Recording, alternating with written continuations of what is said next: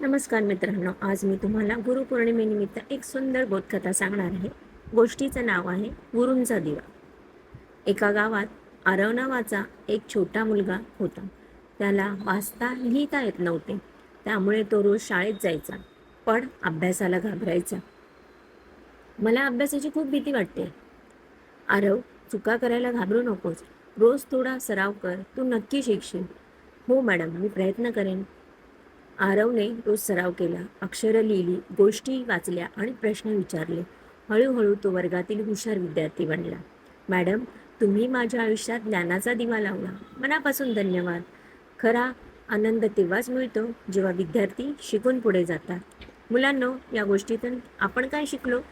गुरु आपल्याला ज्ञान, चांगले संस्कार आणि योग्य दिशा देतात. म्हणून आपण नेहमी आपल्या गुरूंचा आदर केला पाहिजे.